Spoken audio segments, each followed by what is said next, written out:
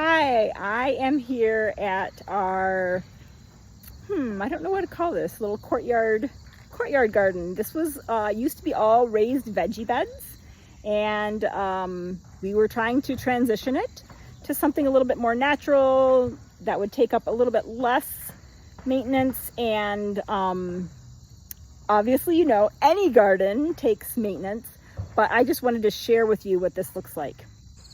So this client was a true collaboration. She had some things that she typically did with her gardens, and so we let her have her spaces that she still was able to have her zinnias and some of her annual cut flowers. We did add some of the annuals right in the beds. That's kind of my little tip when you're doing a native planting. Sometimes it takes a couple years for things to grow in and fill in, and so throwing some annual seed in there gives it a little bit of structure and beauty while you're waiting for the things to grow. This garden here, we focused heavily on grasses. We were just using our grasses to get established. It's kind of like our matrix planting. We have a mix of some bouteloua and springmore grass and sprabless, and here's some little blue stem.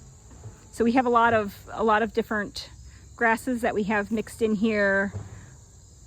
And then we have these little art pieces that we collected in the garden. These were frames that she had made with her grandchildren, and so they really weren't being useful because they were so small. But I said, ooh, let's tip them on our sides, and look at that. Isn't that just a lovely little collection in this garden? She had a broken pot, and so we tipped it on its side, and that's part of the design here. So this is first year. So these were planted mostly early spring. The rest of the gardens were finished in early June. And you can tell it was definitely a season to kind of, some of these spaces, they are just kind of hanging out. And so next year it will be absolutely stunning. So she has her winterberry here. So this is the two females in between the male here. So there will likely never be berries on him, but these on the side edges need that. So this garden here, we called this her cut flower garden. So we had a lot of annuals in this garden. We think that we maybe planted the seed a little bit late. So I don't think this garden got as full as we were hoping for, but still she has a lot of color. We were hoping for more growth on her vines. So again, we'll start those sooner, maybe even start them inside. And she has some perennials in here, and we'll continue to move more perennials in here as things grow and develop. We called this one the pollinator garden. Again, a nice layer of grasses on this one. Mostly natives, but we have some of this crocosmia. She wanted some things for the hummingbirds, and so we put some crocosmia in there, and lots of pollinator activity in this bed. You can see the milkweed. We did layer some annuals in here. Again, that's our trick. While we're waiting for some of these natives to get established, we'll do a layer of annuals just to give some structure and color to the garden. So this garden here was kind of between, it's kind of a in-between places. So we have these kind of shady, quieter spaces. We're filling these gardens in.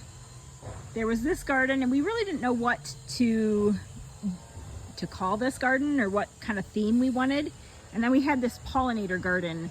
And so as I was talking with the client, I'm like, how about if we just make this a resting garden? So we have this little path in here.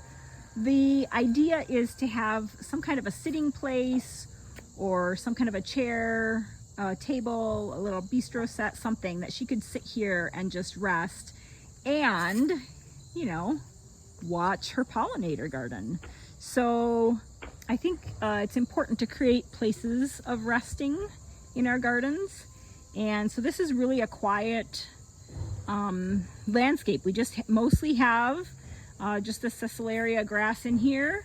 We might have a couple, yep, in the back here, I think we have some Sprabolus, so a little bit different grasses, so just a couple different varieties of grass, but not much as far as floral. We kept this one pretty calm, and just little pops of color here on the edges, but for the most part, this is just going to be a simple resting space. What we did end up using were these squares. These were raised beds that she had made with her grandchildren, and so they were kind of special to her, but you know, the size of these weren't very useful.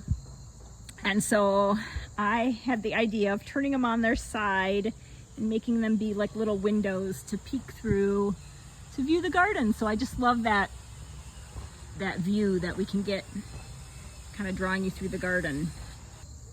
This is the shade garden, and again, this one's going to be pretty quiet. We don't have a lot of color going on in here. We have a lot of grasses that we're going to try and get going here. Most of this was done with plugs, so this is going to take a couple years to get established here. And again, we have another little window box design going through there.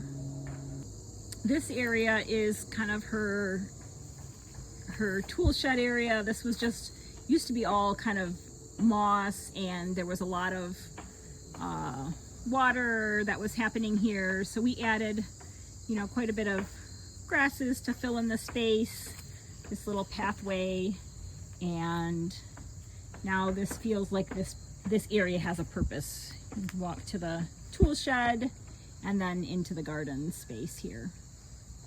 So this garden had these shrubs kind of as anchor points already, but this was a pretty big blank canvas. This is the garden that is visible from her house. So we wanted to give lots of color in here. So we have a lot of things planted. We have some asters here that will just be spectacular. Lots of spring blooms, strong summer blooms. Again, this is early in its design phase, and so it's going to take a couple years for this garden to really express itself. But we have Amsonia, Monarda, Penstemon. This is her hibiscus, hardy hibiscus. Again, that was existing. We have some big blue stem in here.